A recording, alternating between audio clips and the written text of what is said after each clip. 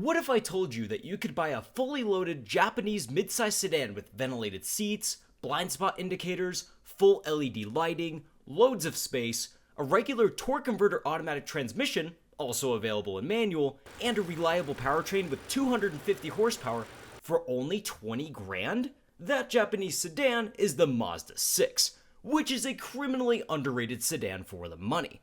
It offered just about every creature comfort you could ask for, while also asking a lower price point. It was so underrated that Mazda decided to discontinue it in 2021 due to slow sales. With only 70,000 miles on this 2018 example, the value proposition is even more fantastic, and you still get a solid sedan. I'm going to show you why this Mazda 6 should have never been discontinued. I would also love to give a massive thank you to Findlay Honda for lending me this Mazda 6 for the afternoon. They have a great selection, including this blue Civic and Accord pair. The exterior is incredibly stylish thanks to Mazda's Kodo design language. I love how the front grille takes up most of the space while not feeling too intrusive. This chrome bar connects the grille to the full LED headlights and turn signals, and the badge doubles as your radar sensor. The lower grille is well sculpted with little chrome fins. It's all very minimalist.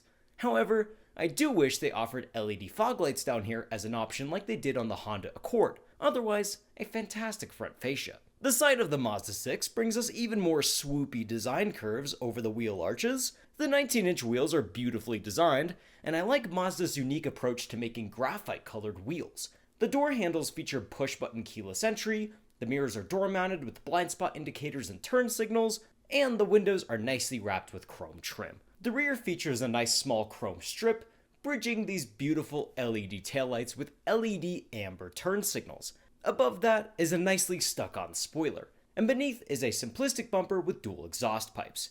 I also want to address the paintwork. The Soul Red glistens in the sunlight, but like most Mazda paints, it chips really easily since it's so thin. This is a concern that won't bother most people, but prepare for at least a few chips here and there. But the reason you want to buy a Mazda 6 is for the creature comforts inside, which is also incredibly well designed. Now once we're inside, you'll notice this really nice leather-wrapped steering wheel, though for whatever reason it seems to have these scuff marks on the back. For 20 grand, the steering wheel actually has a lot of features. Now the right side buttons are solely for your adaptive cruise control. They are incredibly easy to use and it's very easy to adjust the radar depth. On the left side are all of your radio controls. You have back and next buttons, but this info button controls this digital screen in your semi-digital gauge cluster. You actually have quite a bit of information here. On the left, you got your tachometer, in the middle, your full-on speedometer, and this nice little digital screen off to the side.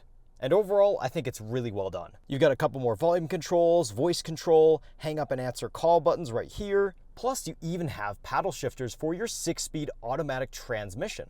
The turn signal stocks feel pretty good, automatic headlight controls are built right in, and wiper stocks feel pretty good themselves too, and they're also auto. And if I pull this little lever down here, I get fully tilting and telescopic steering with quite a bit of range. Like, who's gonna adjust the steering wheel that far high? That's pretty nice. And to sweeten the deal, the steering wheel is also heated. Now off to the left, you got your traction control button. You got a button to thankfully turn off your lane keeping assist. I'll get into that later. Plus a bunch of blank switches. And then you got your trunk release button right here, your fuel filler door button, and your hood latch. The footwell itself is also pretty nice. I really appreciate how we have a floor mounted pedal, and brake feel is actually really nice too. It's perfectly in the middle. Now as far as seat comfort goes, I actually am really impressed with these seats. Not only do we get power lumbar support, we also get power recline, power slide, 2 stages of power height adjust, and plus they're heated and ventilated. But the passenger seat only has 1 stage of height adjustment, 1 stage of slide, and 1 stage of recline. So they could have put a little more adjustment into the power passenger seat, but you're not really gonna care in a $20,000 car. Now off to the left here, we have a nice door panel with some decently soft touch materials, plus a little bit of fake aluminum trim. And I appreciate how the door grab handle is neatly integrated into this little trim piece.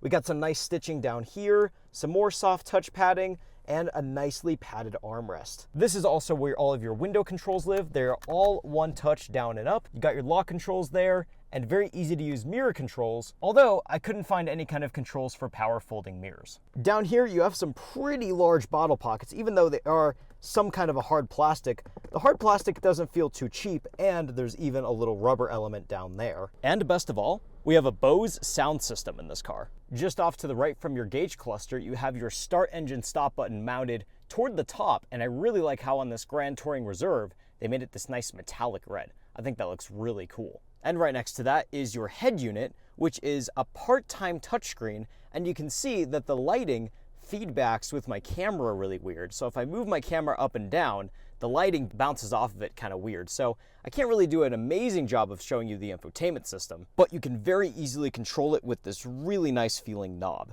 Plus, it's even got tilting, much like BMW's iDrive system. Now, I say part-time touchscreen because you can use it as a touchscreen when you're in park, but when you're in drive and you're moving the car around, you can't touch the screen. It's very weird and temperamental. But luckily, we get wired Apple CarPlay and Android Auto. I also have to appreciate how many shortcut buttons they give you. Again, much like the iDrive system. We have one for your music, we have a back button, we have a customizable shortcut button, and we have a nav button. But check this out. When I push the nav button, it tells me that it's not equipped with a navigation system. So why give me a navigation application if I can't get a navigation system? This reminds me very much of something Audi would do. Kind of a disappointment in my opinion. What isn't a disappointment is the dashboard. It's kind of like this semi-squeegee soft touch material, and the aluminum trim once again works its way down the dash, and I think it looks really nice here. And to sweeten the deal, all of the air vents are built right in. But I really like how we have fully physical climate controls in the Mazda 6. Not only are our seats heated, but they're also ventilated on this Grand Touring Reserve. I love that. That's a feature you can't even get on a BMW 3 Series. With the temperature, it's relatively easy to jump from low to high on those spring days where it's freezing in the morning and really warm in the afternoon like it is at this time of year. And overall, all of the controls are really easy to use. Just beneath that, we have some more storage. You can put your cell phone here, and you have your shifter right here for your 6-speed automatic transmission with manual shift modes. But to activate sport mode, just press this little tab here, and sport mode will be enabled right in the gauge cluster. Plus, there's even your gear right there. How neat is that? Even though it's basic and low resolution, you do get a rear view camera.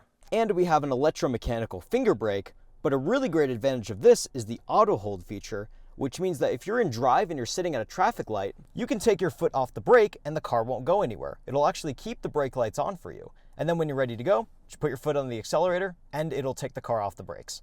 A very neat feature. And right here we have two decently sized cup holders with 4 teeth, although the teeth don't protrude that far in, so the cup can still wiggle a little bit. One minor critique I have about the cup holders being right here in this particular vehicle is it kind of blocks the positioning of your shifter. So you go to shift, and then your elbow kind of gets in the way of the cup, and the same goes for when you're using the infotainment system.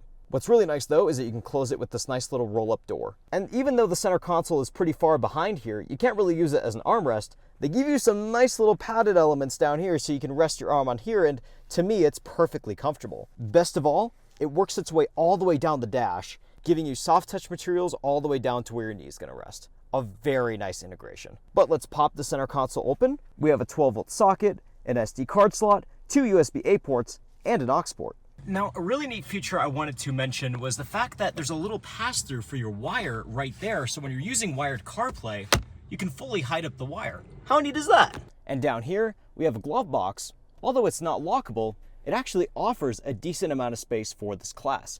Even with the user manual sitting inside of here, I got quite a bit of depth in there, so I quite appreciate that.